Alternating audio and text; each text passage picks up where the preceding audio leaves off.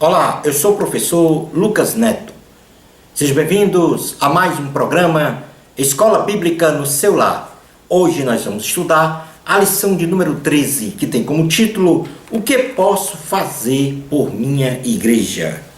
Dentro deste tema, nós vamos falar sobre 3 assuntos. Em primeiro lugar, a igreja e eu.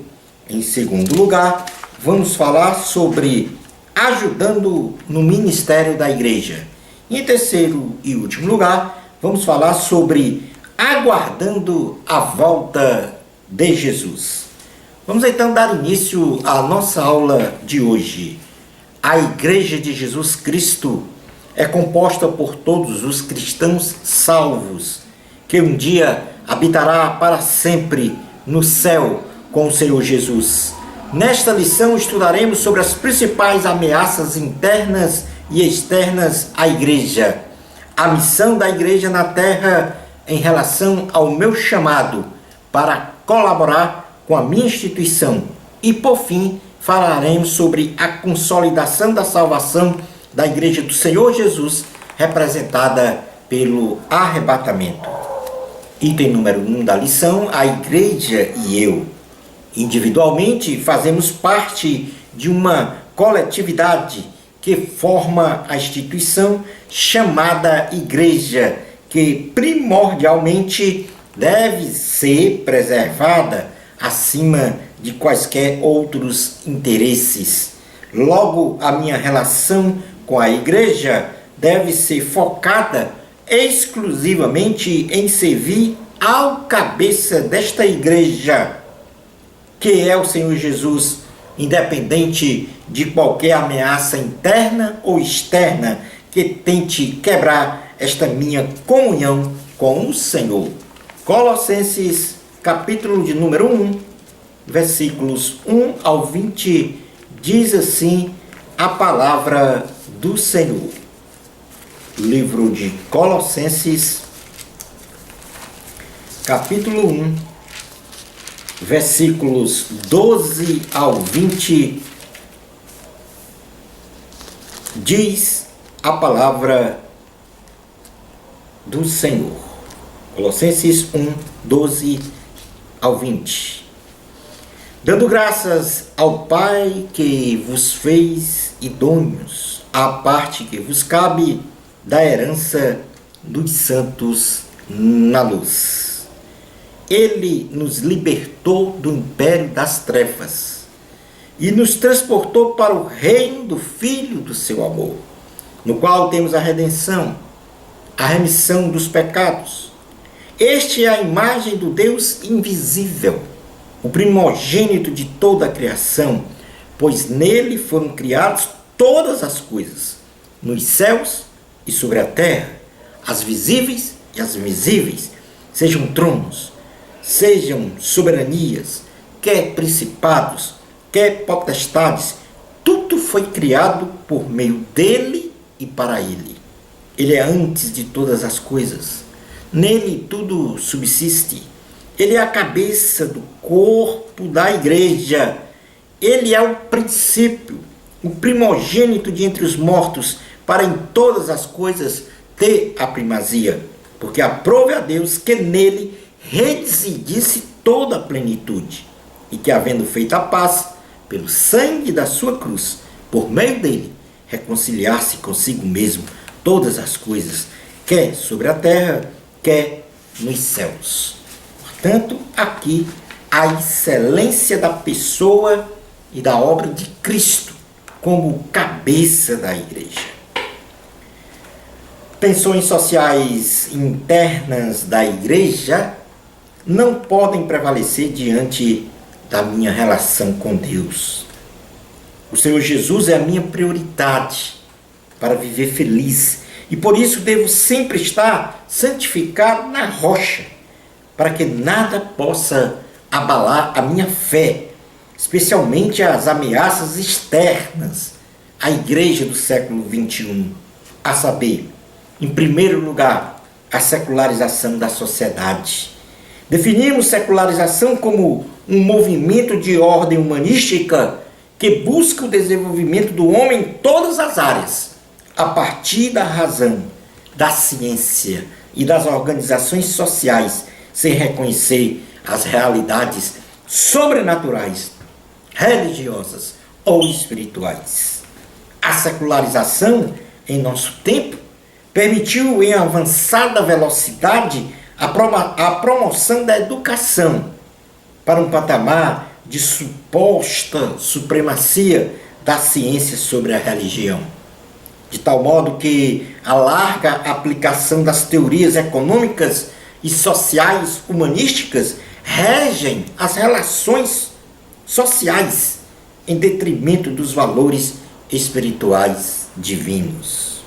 A Igreja, nos dias atuais, por conta desta secularização efetiva em diversas frentes da formação do homem, é profundamente atacada em seus valores espirituais, segundo os ensinos da Bíblia Sagrada, que se obscurecem, tornando o cristianismo de hoje um cristianismo secularizado, ou seja, moldado aos valores culturais, sociais e científicos da sociedade do século XXI. Como segunda ameaça externa à Igreja, nós temos o materialismo. É a doutrina filosófica que diz que as únicas coisas que existem são substâncias materiais.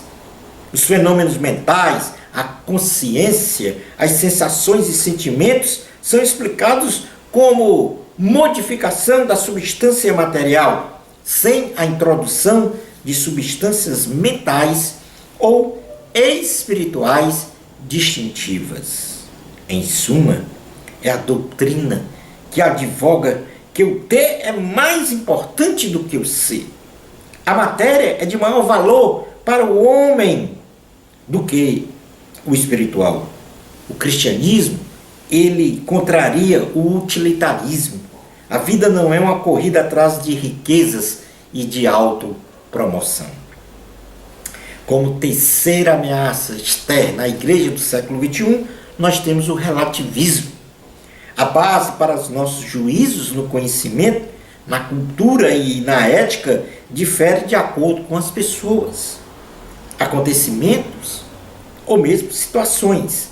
É o estado mental, uma maneira de pensar que repele as reivindicações absolutas de Deus.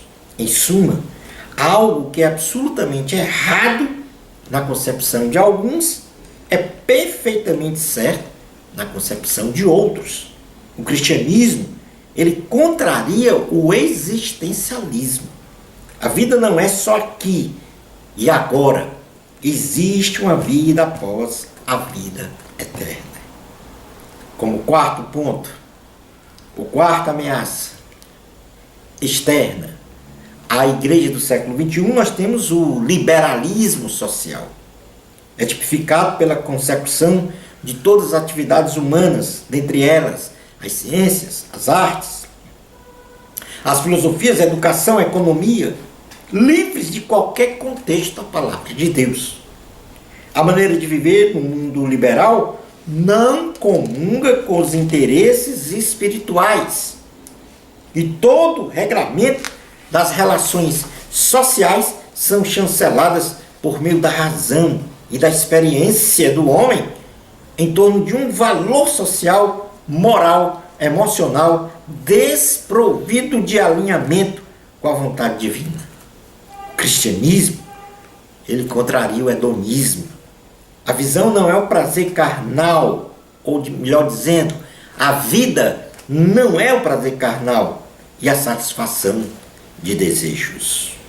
Como quinta ameaça externa à Igreja do século XXI, nós temos o ateísmo e os falsos ensinos teológicos. O ateísmo implícito e explícito tem se fortificado nos bancos escolares em todos os níveis, estabelecendo uma crença de que não existe Deus, seres ou acontecimentos imateriais e espirituais. A única coisa que importa neste mundo são os eventos materiais. O cristianismo contraria o materialismo. O homem não é só matéria, é um ser moral e também espiritual.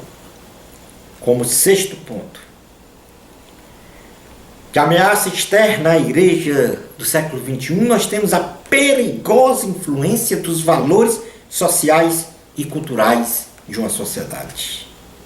Os vastos valores sociais e culturais de uma sociedade a qual estamos inseridos nos causa uma preguiça mental de pensar, de avaliar, de julgar uma situação qualquer e assim ser seduzido e manipulado por interesses de terceiros. Em segundo lugar, a exaustão emocional caracterizada por um comportamento insensível a qualquer situação moral, ética, social e espiritual. A confusão psicológica que tira da pessoa a capacidade de discernir o que é certo ou errado diante de ideias, conceitos, valores, filosofias e crenças. Em quarto lugar, a perigosa influência dos valores sociais e culturais de uma sociedade nos causa desorientação moral que propiciará a condição da flacidez moral ser enaltecida e os valores morais absolutos de Deus serem tripudiados. E como último valor, ou influência desses valores sociais, nós temos o esfriamento espiritual que nos afasta de Deus. Assim devemos rejeitar que a influência da cultura, das tradições, dos costumes, de uma sociedade que contradigam a verdade revelada na palavra de Deus, façam a regência de nosso comportamento nas relações sociais. Como sétima ameaça externa à igreja do século XXI, nós temos as modernas tecnologias de mídia que afastam as pessoas do convívio social. As modernas tecnologias de comunicação à distância, apesar de contribuírem para o contato e desenvolvimento das relações sociais, ao mesmo tempo separam as pessoas nas ideias e no contato pessoal, que é uma necessidade premente do ser humano, e assim a conversa pessoal se consubstancia em frias palavras escritas que não exprimem sentimentos de qualquer ordem. A evangelização continuada requer uma relação face a face entre o evangelizado e o evangelista, condição esta não favorecida pelas tecnologias de comunicação à distância.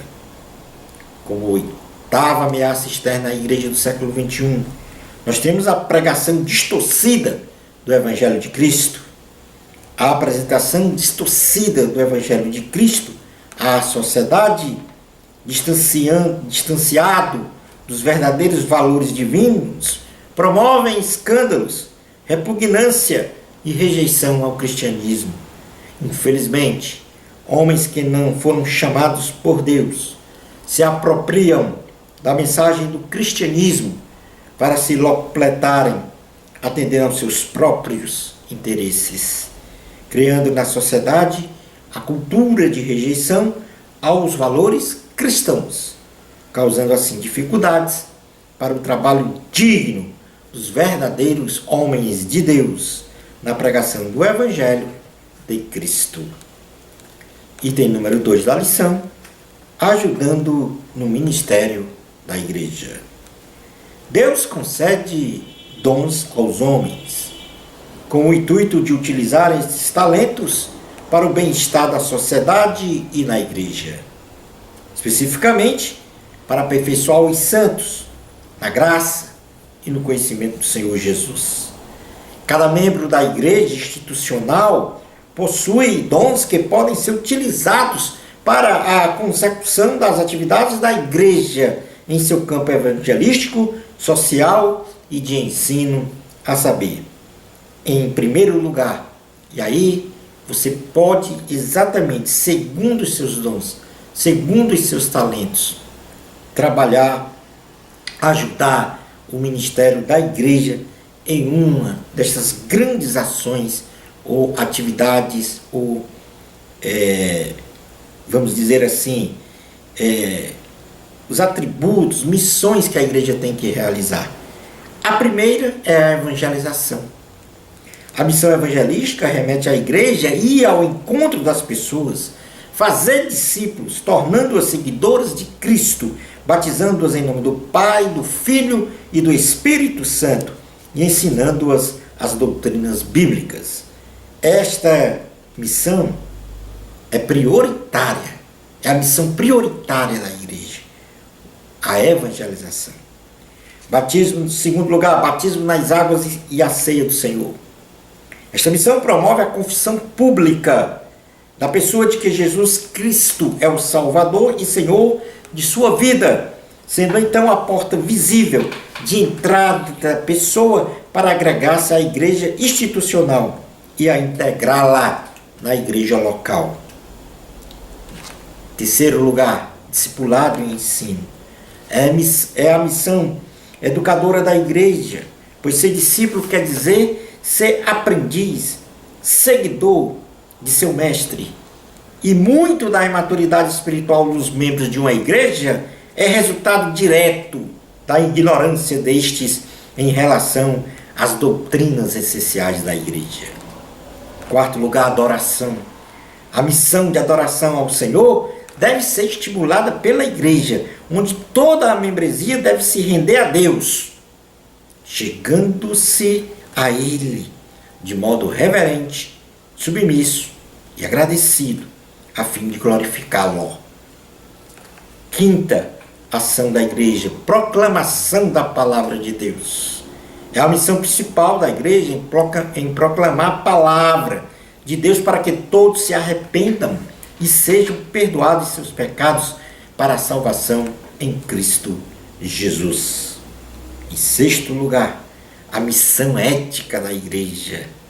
Nesta missão, a igreja deve exortar a membresia a ter o caráter de Deus, santidade, justiça, amor, misericórdia e os atributos do Senhor expressos através de seu comportamento social.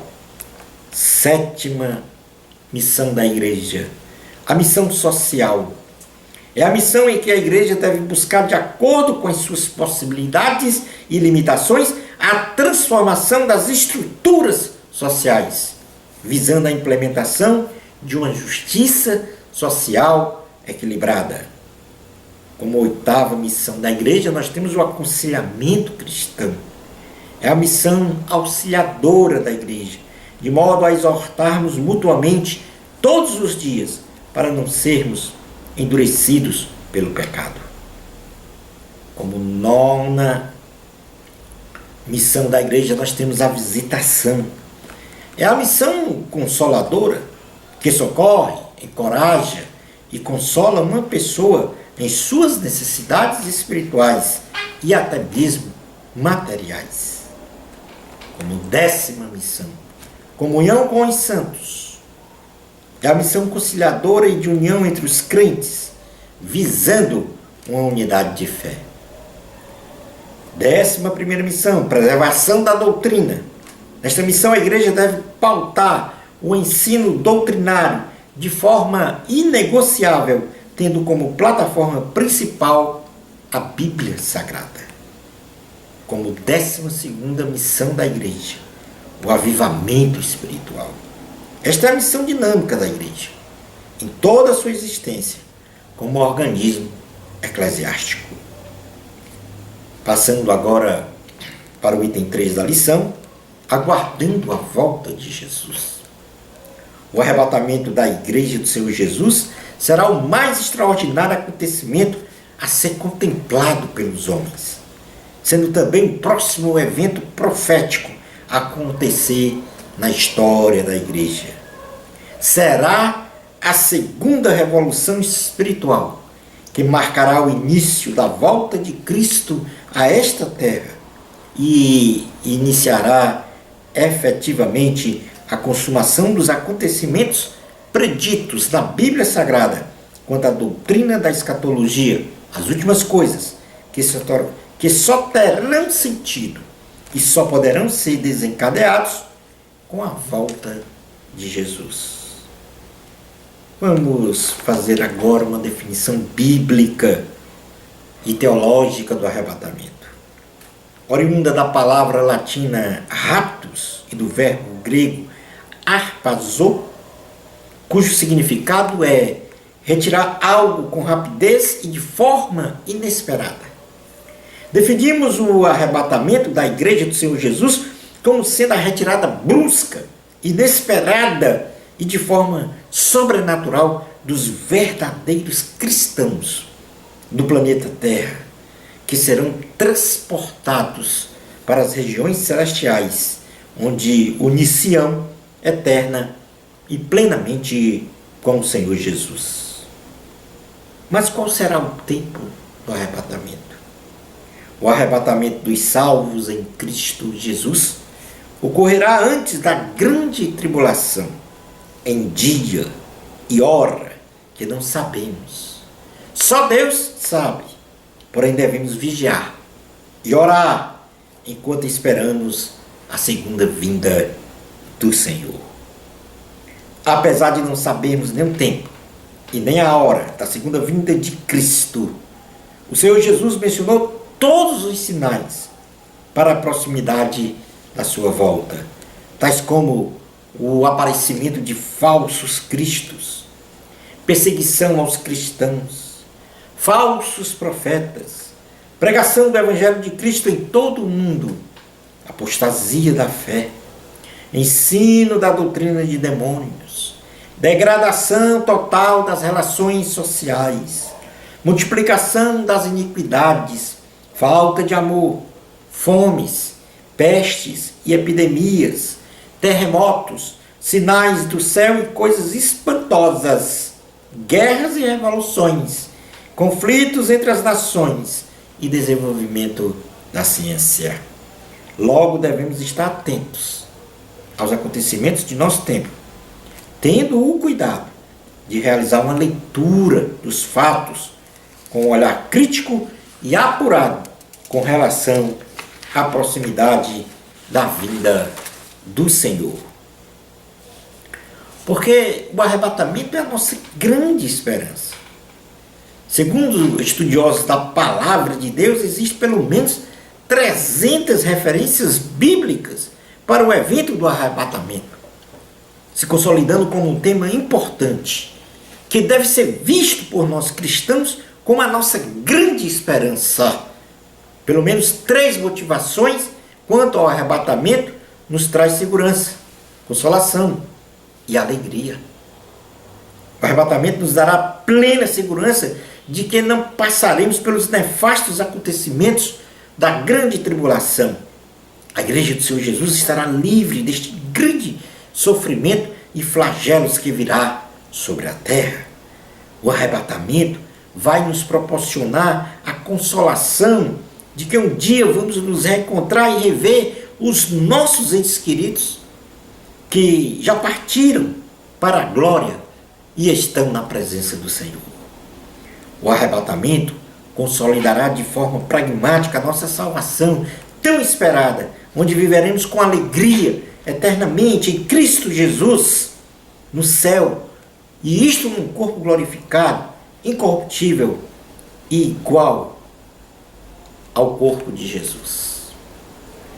Algumas provas práticas do arrebatamento estão exaradas na Bíblia Sagrada.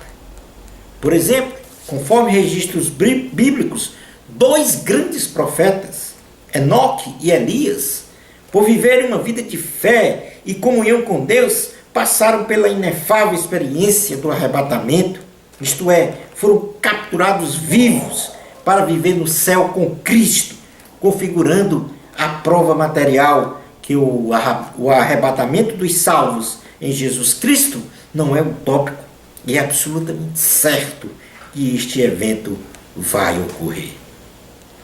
Outra prova prática do arrebatamento foi o apóstolo Paulo, onde ele narra uma experiência pessoal que nos indica o processo do arrebatamento, onde ele não sabe se no corpo ou fora do corpo foi arrebatado ao terceiro céu, paraíso. Ele lá ouviu palavras inefáveis que não é lícito falar aos homens. Isto ele escreveu na segunda carta aos Coríntios, capítulo 12, versículos 1 ao 6. Outra prova prática do arrebatamento é que nós precisamos crer que Jesus realmente virá em breve buscar a sua igreja e que devemos estar preparados para este glorioso evento predito por Jesus, pelos anjos e pelos apóstolos. Temos que acreditar no arrebatamento. Temos que acreditar que estaremos num corpo glorioso, igual a de Jesus, para viver eternamente com Ele no céu. Isto porque Jesus declarou que voltaria para buscar a sua igreja. E nós vamos agora, nesse tópico da lição do arrebatamento, falar sobre a questão da ressurreição dos mortos. E nós temos pelo menos aí duas narrações sobre o arrebatamento e a ressurreição dos mortos. As duas escritas pelo apóstolo Paulo. O apóstolo Paulo, devido às grandes dúvidas suscitadas pelos cristãos da igreja de Tessalônica e também pela igreja de Corinto, lançou em suas respectivas cartas a estas igrejas exaustivas explicações e ensinamentos revelados sobre a condição dos mortos e vivos fisicamente, no que tange aos acontecimentos por ocasião do arrebatamento, aos quais passamos a mencionar neste momento. Então, em primeiro lugar, vamos ler na primeira carta aos Tessalonicenses, capítulo 4, versículos 13 a 18, o que o apóstolo Paulo falou sobre a situação dos mortos em Cristo e a vida e a vinda do Senhor. Diz assim a palavra de Deus: não queremos, porém, irmãos, que sejais ignorantes com respeito aos que dormem, para não vos entristecerdes como os demais, que não têm esperança. Pois se cremos que Jesus morreu e ressuscitou, assim também Deus, mediante Jesus, trará em sua companhia os que dormem. Ora, ainda vos declaramos, por palavra do Senhor, isto: nós, os vivos, os que ficarmos até a vinda do Senhor, de modo algum precederemos os que dormem. Porquanto o Senhor mesmo, dada a sua palavra de ordem, ouvida a voz do arcanjo e ressoada a trombeta de Deus, descerá dos céus, e os mortos em Cristo ressuscitarão primeiro. Depois nós, os vivos, os que ficarmos, seremos arrebatados juntamente com eles entre nuvens para o encontro do Senhor nos ares, e assim estaremos para sempre com o Senhor. Consolai-vos, pois, uns aos outros com estas palavras. Portanto, neste texto, o apóstolo Paulo fala claramente que, ouvida a voz do arcanjo e ressoada a trombeta de Deus, descerá dos céus, e os mortos em Cristo ressuscitarão primeiro, num corpo glorificado igual de Jesus. Depois nós, que estamos vivos, por exemplo, se fosse neste momento agora, os mortos em todos os cemitérios, os mortos em Cristo, em todos os cemitérios, em todos os locais do planeta Terra, que morreram em Cristo, vão ressuscitar num corpo glorioso. Nós, que estamos vivos fisicamente e espiritualmente, teremos os nossos corpos transformados de uma condição corruptível para uma condição incorruptível. Teremos um corpo glorioso, igual ao de Jesus. Nos juntaremos aos mortos que ressuscitaram e nos encontraremos com o Senhor Jesus nos ares, porque no arrebatamento da igreja ele estará lá, esperando a sua igreja. Outra narrativa É na segunda carta aos Coríntios, capítulo de número, aliás, na primeira carta aos Coríntios, capítulo 15, versículos 50 a 54, onde ele dá uma ênfase maior à questão dos vivos que serão transformados por ocasião do arrebatamento. Diz assim a palavra do Senhor: isto afirmo, irmãos, que a carne e o sangue não podem herdar o reino de Deus, nem a corrupção herdar a incorrupção. Eis que vos digo um mistério: nem todos dormiremos, mas transformados seremos todos, num momento, num abrir e fechar de olhos, ao ressoar da última trombeta. A trombeta soará, os mortos ressuscitarão incorruptíveis, e nós seremos transformados. Porque é necessário que este corpo corruptível se revista da incorruptibilidade e que o corpo mortal se revista da imortalidade. E quando este corpo corruptível se revestir de incorruptibilidade e o que é mortal se revestir de imortalidade, então se cumprirá a palavra que está escrita: tragada foi a morte pela vitória.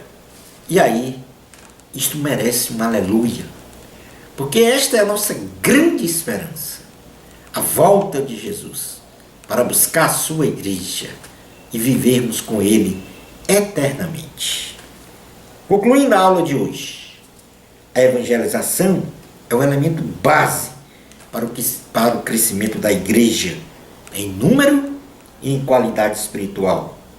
Sem a evangelização, o reino de Deus não pode se expandir na terra, no âmbito local, regional, nacional e transnacional. Temos a obrigação de realizar o ID e pregar a salvação em Cristo a toda criatura, ordenado por Jesus, até a sua volta. Bênçãos especiais de Jesus para você. Amor a Cristo, a glória é de Deus. Até o nosso próximo programa, Escola Bíblica no seu lar, se Deus permitir.